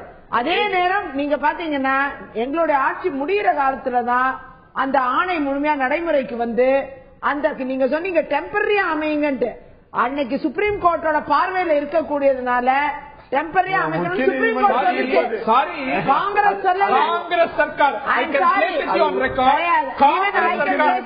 உச்ச நீதிமன்றம் டெம்பரரியா அமைன்னு சொல்லல, நாங்க இப்போதைக்கு டெம்பரரியா அமைக்கிறோம், அப்புறம் உங்களுக்கு நேரம் தேவைப்படுது அப்படின்னு தற்காலிகமா இல்ல இல்ல கிடையாது. நீங்க இல்ல இல்ல அதுக்கு சட்ட நடைமுறை இருக்கு. நீங்க இல்ல நீங்க இறுதி ஆணையின்படி 90 நாட்களுக்குள்ள மேலாண்மை வாரியம் அமையப்பெறணும் நினைத்திருந்தாலும் இல்ல மேண்டேட்டரியா செய்யல. இல்ல இல்ல தவறு, நீங்க சொல்றத சொல்லிக்கிட்டே இருக்கலாம். என் பக்கமும் நியாயம் இருக்கு, கேட்கணும்னு நினைக்கிறேன். நீங்க அந்த அளவில் பாத்தீங்கன்னா அன்றைக்கு சுப்ரீம் கோர்ட்டோட நடைமுறைய மெம்பர்ஸ் எல்லாம் அமைத்து அது பண்றதுக்கு அதற்கு ஒரு கால அவகாசம் தேவைப்பட்டது. அதனால மாநில அரசு அந்த கால அவகாசத்தை ஏற்றுக்கொண்டார்கள். அந்த அடிப்படையில தான் அன்னைக்கு இம்மிடியட்டா ஏதாவது பண்ணணுங்கிறதுக்காக ஒரு few members 3 members மட்டும் போட்டு முதல்ல அந்த இதை உருவாக்குனாங்க. அதன் பின்னர் முழுமையான போர்டு, அதாவது ஏப்ரல் மே ஜூன் போயிட்டே ஒரு நிமிஷம் ஹரி, எங்களுடைய ஆட்சி எங்க தப்பு கிடையாது. கர்நாடகாவில் சட்டமன்ற தேர்தல் நடத்த விதிமுறை 2013 அந்த டயத்துல வந்துருச்சு. அது வந்தோடனே சுப்ரீம் கோர்ட் போய் ஒரு கால அவகாசம் கேட்டாங்க. எப்ப கர்நாடகால தேர்தல் 2013 எப்போ வரைக்கும் காங்கிரஸ் சர்க்கார் ஆட்சி? இல்ல நீங்க அரசியலாக்கப்பட்ட பிறகு வர பிரச்சனை. நான் எதுக்கு சொல்ல வரேன்னா, உச்ச நீதிமன்றமும் நம்மள வந்து காலம் கடத்துதுங்கிறதுக்கு நான் சொல்ல வரேன். உச்ச நீதிமன்றம் தலையிட்டதுல தலையிட்டு உச்ச நீதிமன்றம் ஒரு கால அவகாசம் கொடுக்குது. அங்க தேர்தல் காங்கிரஸ் அரசாங்கத்தை பழி சொல்றது தவறு. பேராசிரியர் ராஜலட்சுமி அவர்கள்ட்ட நான் நிச்சயமா வரேன், உங்கள்கிட்ட முனைவர் சேக்கு சார் பத்தி சொன்னேன், நீங்க கேட்கவே இல்ல. அவங்கள்ட்ட கேட்கணும் குறிப்பா.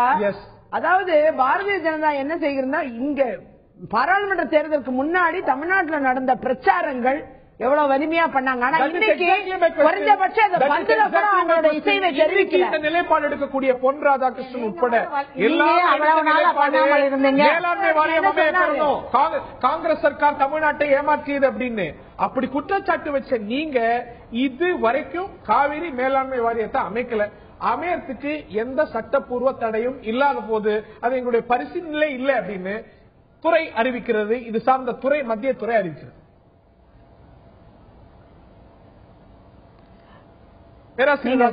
காவிரி பிரச்சனையை பொறுத்த வரைக்கும் நீங்க பாத்தீங்கன்னா காங்கிரஸ் கவர்மெண்ட்ல ஒன்னொன்னா எல்லாத்தையும் வீணடிச்சு விட்டுட்டு போயிட்டாங்க. அதனால நாங்கள் வந்து உணவு பாதுகாப்பில இருந்து கருப்பு பணத்திலிருந்து நிதி மேலாண்மையிலிருந்து ஒன்றொன்றாக பார்த்து கொண்டு வரும் பொழுது இப்பொழுது காவிரி பிரச்சனை புதிதாக கிளம்பி இருக்கிறது. அதை கவனிப்போம் என்று சொல்லிக் கொள்கிறோம். ஆகையினால நீங்க வந்து அதாவது காவிரி பிரச்சனை ஏற்கனவே இருக்கிறது. இன்னைக்கு வந்து அவங்க பட்ஜெட்ல அலோகேட் பண்ணிருக்காங்க, ஆகையினால கட்டிடுவாங்கன்னு ஒரு பயம். நீங்க பயப்படவே தேவையில்லை. ஏன்னா என்வாரன்மெண்ட் கிளியரன்ஸ்க்கு அனுப்பியிருக்காங்க. ஆனா என்வாரன்மெண்ட் கிளியரன்ஸ் மத்திய அரசு இன்னும் கொடுக்கல. இன்னும் நிறைய கிளியரன்ஸ் அவங்க வாங்க வேண்டிய இருக்கு. அதையெல்லாம் அங்க தடுத்து நிறுத்தப்படும். இன்னும் கொடுத்திருந்தாங்க தானே உங்களுக்கு பிரச்சனை. அவங்க சுற்றுச்சூழல் அமைச்சகத்துக்கு அனுப்பி நான் பேசி முடிச்சுக்கிறேன். அதாவது சுற்றுச்சூழல் அமைச்சகத்துக்கு அனுப்பிச்சிருக்காங்க. ஆகையினால் சுற்றுச்சூழல் அமைச்சகம் அதை கன்சிடர் பண்ணல, அதற்கு இன்னும் அனுமதி எல்லாம் ஒண்ணும் கொடுக்கல. ஆகையினால இவர்கள் இவ்வளவு பயப்பட வேண்டியது அவசியம் கிடையாது.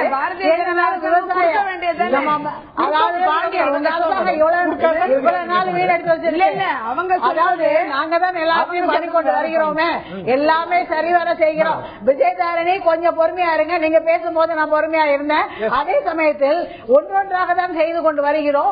இதையும் உரிய நடவடிக்கை எடுக்கப்படும் என்பதை பாரதிய ஜனதா கட்சி அறிந்து கொண்டிருக்கிறது. இங்க இருந்து மக்கள், எங்களுடைய தமிழ்நாட்டு பிரதிநிதிகள் ஏற்கனவே சொல்லி இருக்காங்க, இங்க இந்த அணையின் பிரச்சனை எப்படி இருக்கிறது, இதை வந்து கர்நாடக அரசுடன் பேச வேண்டும், இதை நிறுத்த வேண்டும் என்பதை நாங்கள் டெல்லிக்கு எடுத்து சென்று இருக்கிறோம் என்று எங்க தமிழிசை சவுந்தரராஜன் அவர்கள் கூறியிருக்கிறார்கள். அதனால இந்த மாதிரி நாங்களும் ஒண்ணு வேறுபட்ட கருத்து கிடையாது. நாங்கள் அதிமுக அரசு இன்னைக்கு சட்டமன்றத்தில் தீர்மானம் நிறைவேற்றி இருக்கிறார்கள். நாங்கள் வந்து நாங்கள் அதே மாதிரி நாங்க இதை கொண்டு டெல்லிக்கு எடுத்து சென்று கொண்டு இருக்கிறோம். ஆகையினால் அது உரிய நடவடிக்கை எடுக்கப்படும் என்பதே தெளிவாக இருக்கிறோம். ஆனால் இப்பொழுது மத்திய அரசு மேல் பழி போடுவதற்கு எந்த வேலையும் கிடையாது. மத்திய அரசு எந்த உரிமையும் வழங்கவில்லை. இப்பொழுது என்வாரன்மெண்ட் கிளியரன்ஸுக்காக தான் போயிருக்கு. அதை பத்தி ஒன்னும் நடவடிக்கை எடுக்கப்படவில்லை, அதற்கு அனுமதியும் கொடுக்கப்படவில்லை. ஆகையினால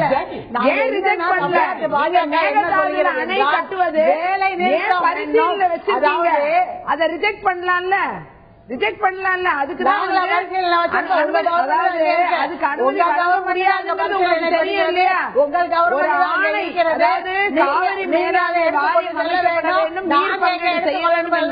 சென்றிருக்கிறோம். நாங்கள் அமல்படுத்த வேண்டும். நாங்கள்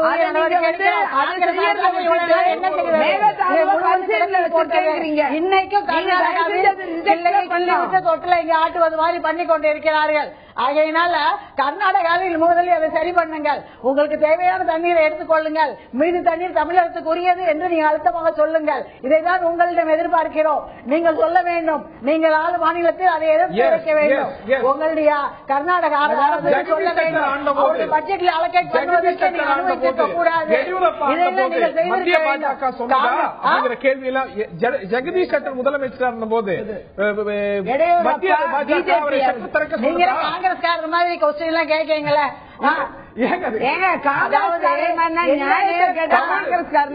நீங்க காங்கிரஸ் வந்து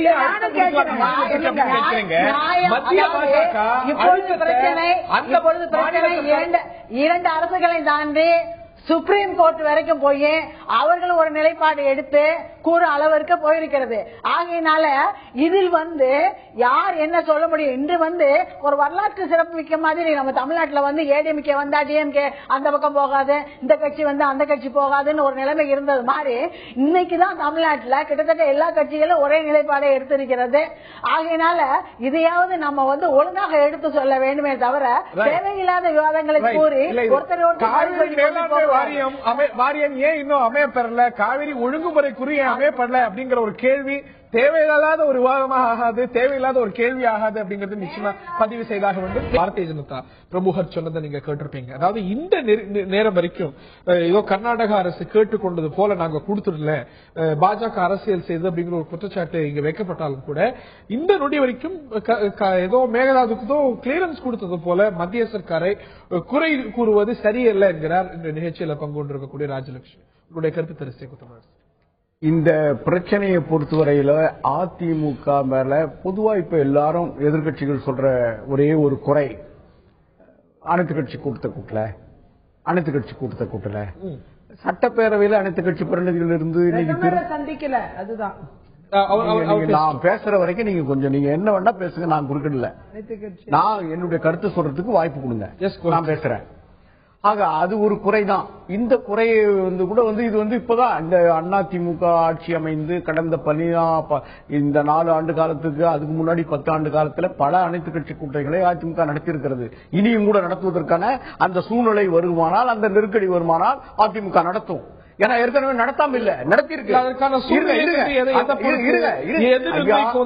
என்ன பேச விடுங்க, நான் என்னோட கருத்துக்களை நான் சொல்லிட்டு பிறகு நீங்க கேளுங்க, அப்புறம் நான் உங்களுக்கு பதில் சொல்றேன். உங்களுடைய கருத்துக்களின் அடிப்படையில் தான் கேட்க, அதான் நான் சொல்றேன்.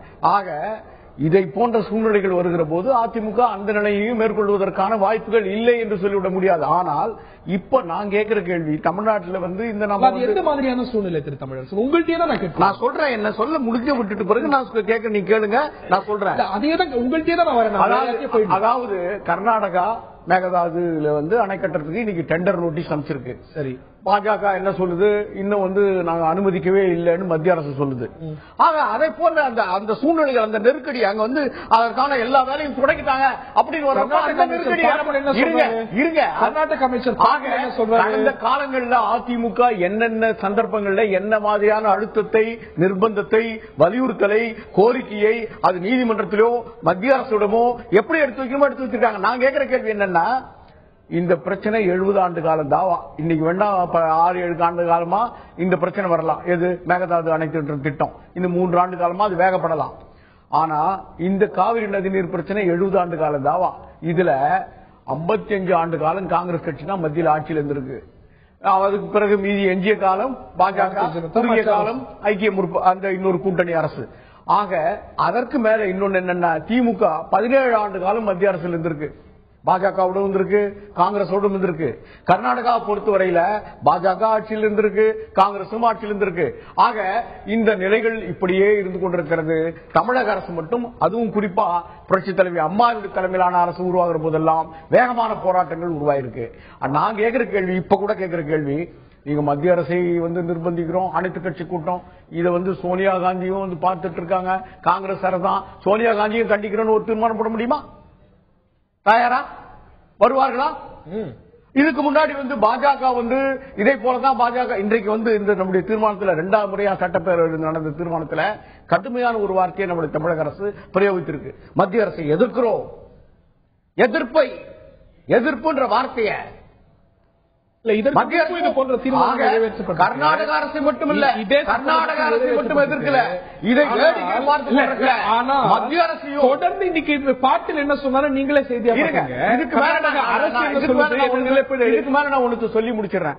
இப்ப இங்க சொல்ற காங்கிரஸ் கட்சியோ பாஜகவோ அந்த மாநிலம் அப்படி சொல்கிறது, இந்த மாநிலம் இப்படி சொல்கிறது அப்படின்னு மத்தியில உட்கார்ந்துகிட்டு வேதாந்தம் பேசுகிறார்களே, அவர்களுக்கு நான் சொல்றேன், இதே போல அரசியல் சட்டம் உருவான போது, கான்ஸ்டிடியூஷன் பிரேம் ஆகிற போது பாபா அம்பேத்கர் சொன்னாரு, இந்த நதிநீர் பிரச்சனையை எல்லாம் எழுன்ற அந்த ஒரு முன்னெச்சரிக்கையோட சொன்னாரு, நதிகளை தேசிய உடைமை ஆக்கணும்னாரு.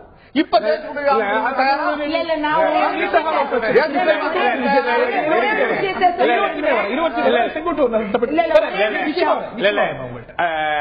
நம்முடைய சட்டமன்ற உறுப்பினர் சேது தமிழரசன் திராவிட முன்னேற்ற கழகம் 17 ஆண்டு காலம் தமிழக ஆட்சியில் இருந்தது, இவர்கள் என்ன செய்தார்கள் என்று சொன்னார், ஒரு கேள்வியை எழுப்பினார். நான் அவரை சீனியர் ஒரு சட்டமன்ற உறுப்பினர்.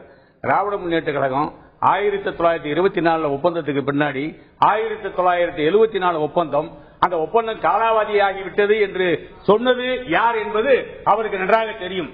அந்த ஒப்பந்தம் காலாவதி ஆகவில்லை என்று சொன்னது எங்கள் தலைவர் கலைஞர். அந்த ஒப்பந்தம் காலாவதி ஆகிவிட்டது என்று சொன்னது இன்றைக்கு முன்னாள் முதலமைச்சர் ஜெயலலிதா. நான் போகல,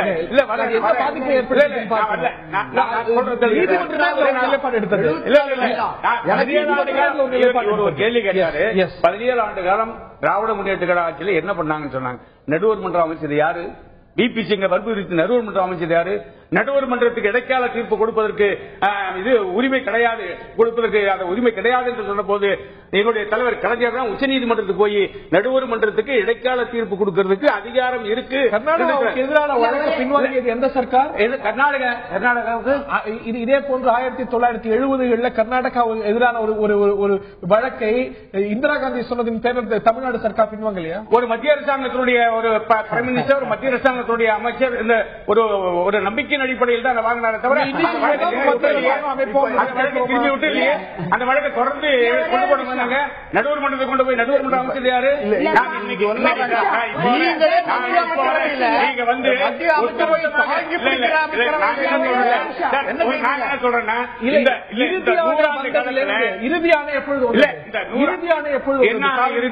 காவிரி இறுதி ஆணையை பெற்றுக் கொடுத்தது எங்க தலைவர் கலைஞர். அது ஏன் கெசட்ல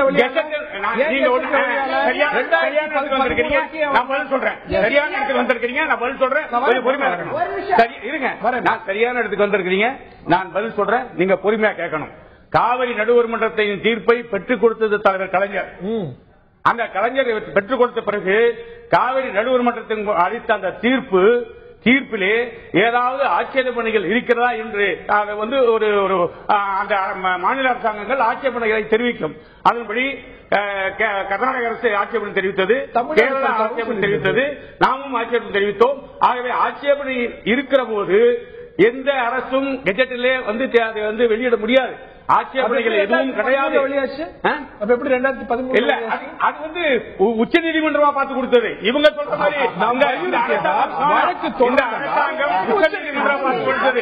உச்ச நீதிமன்றம் கொடுத்ததே தவிர இந்த அரசாங்கம் ஒட்டுமொத்தமாக இருக்கிற கேள்விக்கு இன்னைக்கு தேவையான ஒரு நெருக்கடியான சூழ்நிலையில எல்லா கட்சியும் ஒன்றிணைந்து போராடுவதற்கான ஒரு வாய்ப்பு உருவாகிக்கிறது. எந்த அடிப்படையில் என்றால், நடுவர் மன்றம் இறுதி தீர்ப்பு அரசியலாக்கப்பட்டு இந்த மேலாண்மை வாரியம் காலதாமதப்படுத்தப்படுகிறது. அது தன்னாட்சி அதிகாரம் கொண்டது. அதனாலதான் கர்நாடகம் இன்றைக்கு மீறுகிறது. நாம் கேட்பது அம்மையார் ராஜலட்சுமி சொல்லிக்கிட்டே இருந்தாங்க.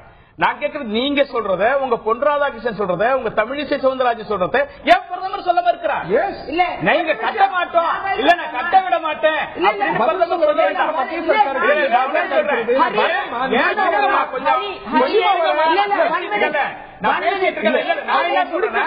நான் என்ன சொல்றேன், உங்களுடைய அந்த பிரச்சனைகள் கடந்த கால பிரச்சனைகளை விட்டுவிடுங்கள். எங்க கேட்கறது எங்களுக்கு வாழ்வாதாரத்தை பறிக்கிற நிலை வந்துருச்சு. இந்த சூழ்நிலையில இன்னைக்கு அந்த பழைய நிலைகளுக்கு போகாமல் இன்னைக்கு இருக்கிற நிலையின் அடிப்படையில் தீர்மானம் போடப்பட்டது. இன்னைக்கு வச்சிருக்கிற தீர்மானத்தின் அடிப்படையில தான் நம்ம வந்து ஒத்த கருத்தோட இன்னைக்கு வந்து ஒரு தீர்மானத்தை நிறைவேற்றிருக்கிறோம். நாங்க கேட்பது ஏன் அனைத்து கட்சி கூட்டம் என்று சொல்லுகிற போது பாராளுமன்ற உறுப்பினர்களை பற்றி நான் முன்னாடியே தெரிவித்து விட்டேன். அனைத்து கட்சியிலும் கூட்டிக் கொண்டு போகிற போது தமிழிசை சவுந்தரராஜனும் நம்மளோடு வருவாங்க. எக்ஸாக்ட்லி. காங்கிரஸ் கட்சியை சேர்ந்த EVK சிலங்கோவனும் நம்மளோடு வருவாங்க. அங்க இருப்பது காங்கிரசும் பிஜேபி ஆட்சியும் தான் அணையை கட்டுவதற்கான முயற்சி இருக்கிறார்கள். அந்த மாநில உரிமைகளுக்காக அவர்கள் நிற்கிறார்கள். அது தவறு என்று நம்ம சொல்ல முடியாது. ஆனால் நம் மாநிலத்தில் நாம் உரிமையை பெறுவதற்கு எல்லாரும் ஒன்று சேர்ந்து விட்டோம். ஆகவே தான் அனைத்து கட்சி தலைவர்கள் அழைத்துக் கொண்டு செல்ல வேண்டும் என்கிற நிலையை நாம் வலியுறுத்துகிறோம்.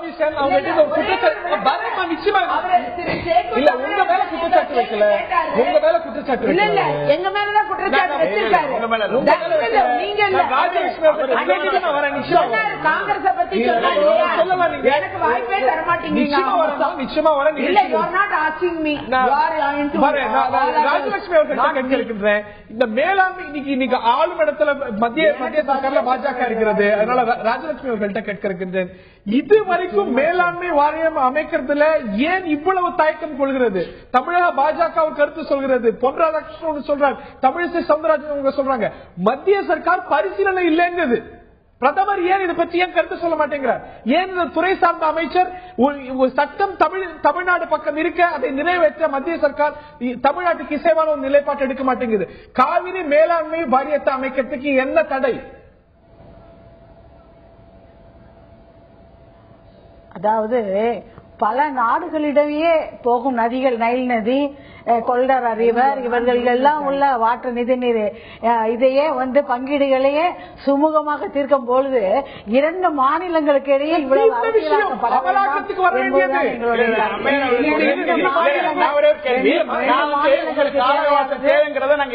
பிரதமர் சமூகமா முடிக்கணுங்கிறத நாங்க ஏற்றுக்கிறோம். முல்லை பெரியாரோடைய முதல் கோரிக்கையா அம்மையார் ஜெயலலிதா அவர்கள் கொண்டு போய் முதல் பிரதமரை சந்தித்து கொடுத்ததுல முதல் கோரிக்கை காவிரி மேலாண்மை வாரியம் இரண்டாவது அரசியலாக்கணும் மேலாண்மை வாரியம் அமைக்கணும்னு சொன்னது.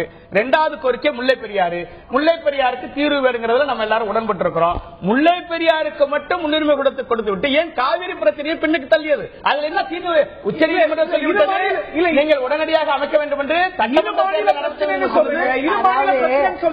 ரெண்டு மாநிலமும் நீதிமன்றத்துக்கு போய் தள்ளினோம் என்பது கிடையாது. அதுவும் முக்கியமான பிரச்சனை தான். காவிரி டெல்டா விவசாயமும் ரொம்ப முக்கியமானதுதான் என்பதை தெரிந்தே இருக்கிறோம்.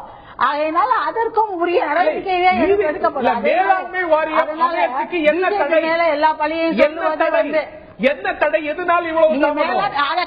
அதை நீங்க காங்கிரஸ் வாரியத்தை இவ்வளவு நாள் தடைப்பட்டு போவாங்க. நாங்க இப்பதான் வந்திருக்கோம். ஒரு ஒரு வேலையை செய்து கொண்டிருக்கிறோம். அதாவது நாடானது எதாவது முன்னுரிமை கொடுக்க வேண்டுமோ அவற்றுக்கு ஒரு சுமூகமான தீர்வு பிரச்சனையாக மீத்தேன், அதாவது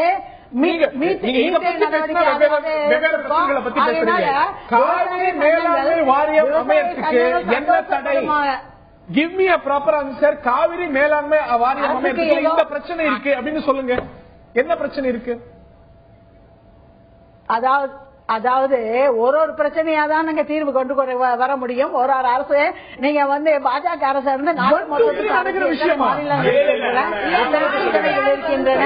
அவை எல்லாரும் என்னென்ன முல்லை பெரியாரை பார்த்தோம், மீனவர் பிரச்சனையை பார்த்தோம், மீத்தேன் பிரச்சனையை தீர்த்தோம், வளர்ச்சி திட்டங்களை கொண்டு வந்திருக்கிறோம்.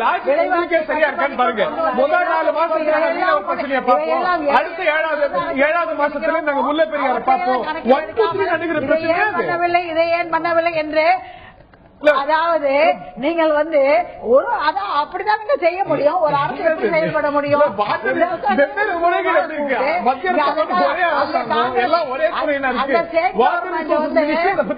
அந்த ஸ்டேட் கவர்மெண்ட் காங்கிரஸ் இருக்கிறதுங்கிறதுக்காக அவங்களுக்கு பாரபட்சமாக நடக்க முடியாது. இங்க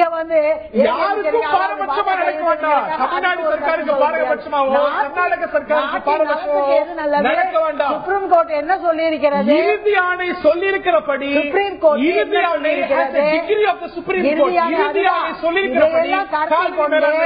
நடவடிக்கை எடுக்கப்படும். இன்னும் அதிகாரம் கொடுக்கப்படவில்லை. அண்ணன் சட்டமன்ற உறுப்பினர் திரு சேகு தமிழரசன் அவர்கள் ஒரு விஷயத்த சொன்னாரு. 70 ஆண்டு கால இது தாவா, இது 55 ஆண்டு காலம் காங்கிரஸ் ஆட்சியில் இருந்தது, இது தீர்க்கப்படல அப்படிலாம் சொன்னாரு. என்னுடைய கேள்வி, பெருந்தலைவர் காமராஜர் அவர்களின் ஆட்சி காங்கிரஸ் ஆட்சி காலத்துல இந்த காவிரி பிரச்சனை இருந்ததா, முல்லை பெரியார் பிரச்சனை இருந்ததா? இதையெல்லாம் சுமூகமாக பிற மாநிலங்களோட பேச்சுவார்த்தை மூலமா இந்த தண்ணீர் எல்லாம் பெறப்பட்டது. இதுல ஒரு பிரச்சனையும் கிடையாது. இங்கு ஒரு மாற்று அரசியல் தமிழ்நாட்டில் உருவாதன் காரணமாகவே அதற்குண்டான எதிர்ப்பு பிற மாநிலங்களில் உருவாகியது. என்ன சொல்றீங்க? அதுதான் காரணம். இங்கேயும் காங்கிரஸ் சர்க்கார் இருந்திருந்தா இந்த அரசியலே பண்ண வாய்ப்பில்லை. அழகா தண்ணி எங்களுக்கு எங்கெங்கெல்லாம் ஆட்சி அமைக்கிறதுக்கு வாய்ப்பு இருக்கோ அந்த மாநிலம் ஏன் பேசி முடிக்க மாட்டேங்கிறாங்க? எங்களுடைய பெருந்தலைவர் காமராஜரால் செய்ய முடிந்தது என்றால் ஏன் இவர்களால் செய்ய முடியவில்லை? என்னுடைய கேள்வி அதுதான். தமிழகத்துல இன்றைக்கு வெறுமனே அரசியல் தான் நடந்துகிட்டு இருக்கு.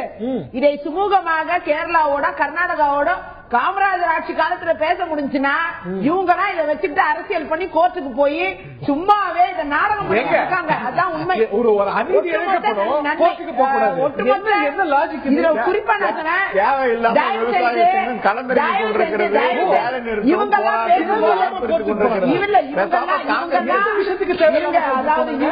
இவங்கெல்லாம் பியோர்லி மக்களை திசை திருப்பக்கூடிய ஒரு அரசியல் தான். ஆனால் இருக்கும் அப்படிதான்.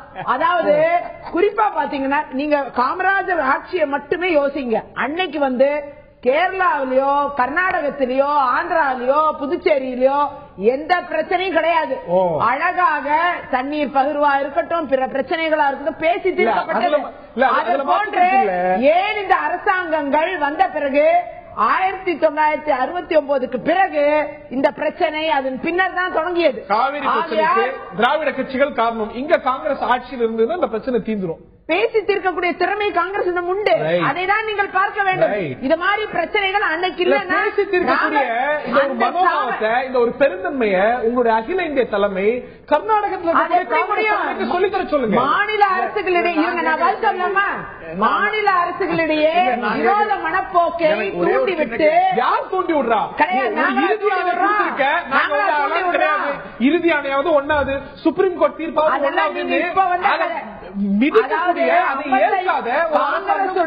55 ஆண்டு கால ஆட்சின்னு தான் சொன்னாரு. நான் அதுக்குதான் வர்றேன். எங்களுடைய ஆட்சி பல ஆண்டு காலம் இருந்தது, மத்தியில் இருந்துச்சு, மாநிலத்தில் இருந்த ஆட்சியும் பல ஆண்டு காலம் இருந்தபோது எங்கேயாவது உங்களுக்கு காவிரி பிரச்சனை முல்லை பெரியார் இருந்ததா? இது எல்லாமே இந்த தமிழ்நாட்டில் நடக்கிற கடுமையான அரசியல். அதனால கர்நாடகத்தில் இதற்குண்டான பிரச்சனை இருக்கு. இருந்தாலும் கூட நாங்கள் மக்கள் நலன் கருதி எல்லோரோடும் இருக்கிறோம். அதுதான் உண்மை.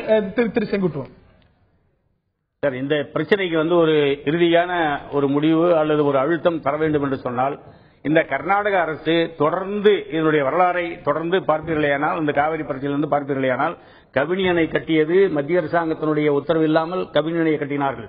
அதே போல பாய்ச்சல் 4 லட்சம் ஏக்கருக்கு மேல் நீங்கள் பாசன வசதி செய்யக்கூடாது என்று உச்சநீதிமன்றம் சொல்லிய பிறகு அல்லது 1924 ஒப்பந்தம் போடப்பட்ட பிறகு அதையும் மீறி பாசன நிலப்பரப்புகளை அதிகப்படுத்தினார்கள். உச்சநீதிமன்றத்தினுடைய ஜட்ஜ்மெண்ட்டையும் மதிக்க மாட்டேங்கிறான். அதே போல நடுவர் மன்ற தீர்ப்பையும் மதிக்க மாட்டேங்கிறான். ஆகவே எதையும் மதிக்கிற மனநிலையில கர்நாடக அரசு கிடையாது.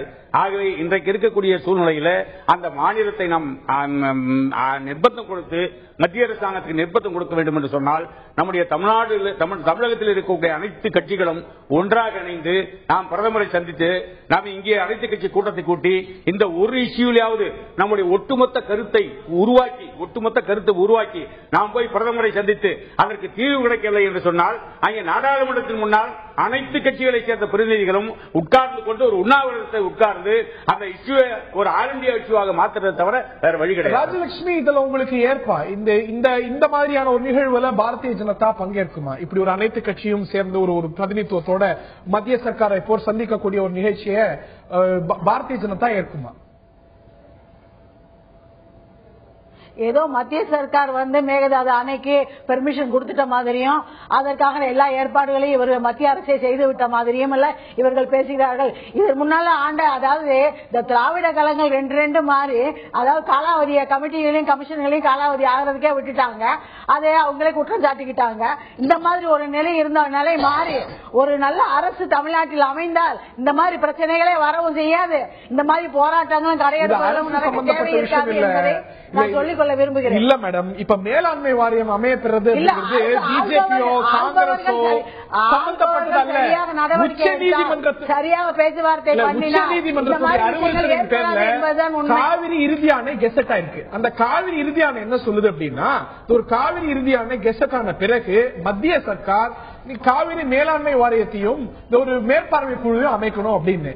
ஆக அந்த ஒரு இறுதியானை சொல்வது உச்ச நீதிமன்ற உத்தரவுக்கு நிகரான அளவுக்கு அதிகாரம் கொண்டது. ஆக செயல்படுத்த வேண்டிய இது எந்த காலத்தில் உத்தரவு வந்தது? நீங்க உங்களுக்கு தெரியும், இந்த காங்கிரஸ் காலத்தில் உத்தரவு வந்தது. அவங்க அதை இம்ப்ளிமெண்ட் பண்ணல. ஒரு முன்னுதாரணத்தை ஏற்படுத்தி இருக்கிறார்கள். அவர்கள் எங்களுக்கு அவகாசம் கொடுங்கள். எல்லாத்தையும் அதாவது நாங்கள் எல்லாவற்றையும் நல்லபடியாக தான் செய்து கொண்டிருக்கிறோம். மோடி அரசு எல்லாவற்றுக்கும் நிரந்தர தீர்வு காண்டு கொண்டு இருக்கிறது. இதற்கு எல்லாவற்றுக்கும் நிரந்தர தீர்வு, இதுக்கும் நிரந்தர தீர்வு இதற்கு நம்ம மோடி அரசை செய்யப்பட வேண்டியது.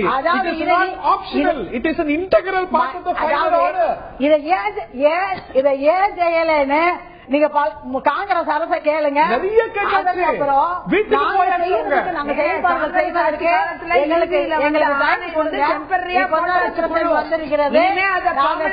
ஆக்க வேண்டியது நீங்க தான் அதை பெர்மனன்ட் போர்டா மாத்தணும். ஏன் இதுக்கு 9 மாசம் 10 மாசம் எடுத்துக்கிறீங்க?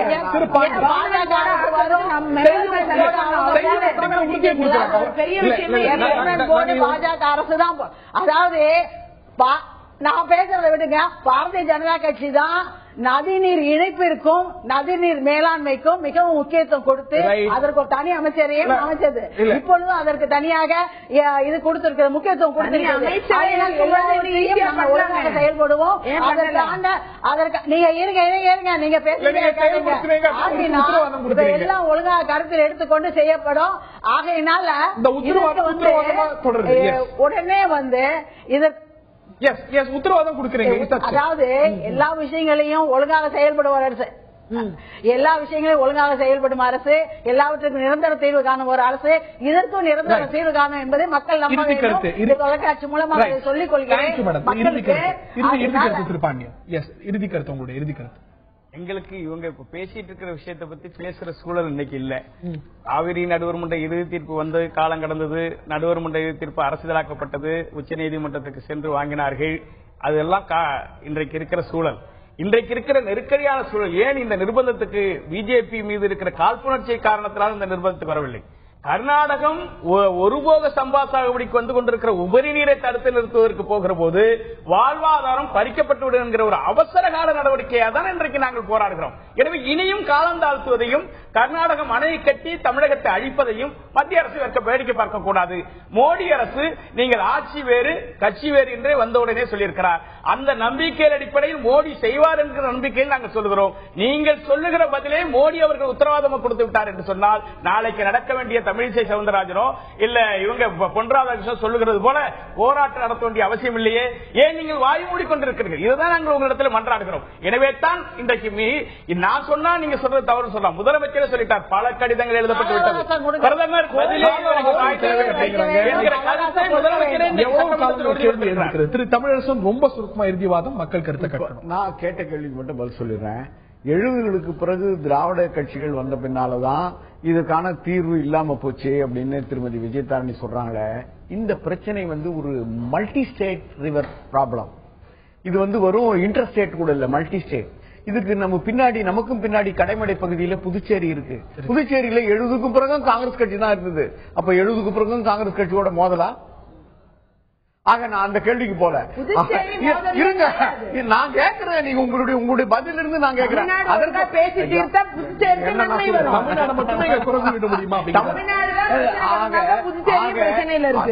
இந்த பிரச்சனையை பொறுத்த வரையில அரசிதழ் ஆணை வெளியிடப்பட வேண்டும் என்று எவ்வளவு கடுமையான ஒரு நீதிமன்ற போராட்டத்தை நடத்தி போற்றுக்குரிய புரட்சித் தலைவி அம்மா வெற்றி பெற்றார் என்பதை தஞ்சையில் நடந்த லட்சக்கணக்கான விவசாயிகள் அந்த பாராட்டு விழாவில் அதே போல சொல்லியிருக்கிறபடி இந்த ஒரு மேலாண்மை வாரியம் அமைய பெற வேண்டும், அதே போல ஒரு ரெகுலேட்டரி பாடி அமையப்படணும் அப்படிங்கறது தொடர் கோரிக்கையாக இருக்கிறது.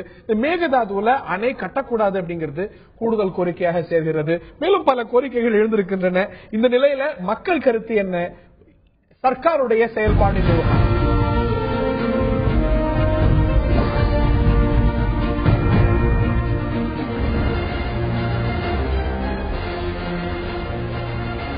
திருப்தி என்று 24%, அதிருப்தி என்று 68%, வழக்கமானது என்று 8% தங்களுடைய கருத்துக்களை பதிவு செய்திருக்கிறார்கள்.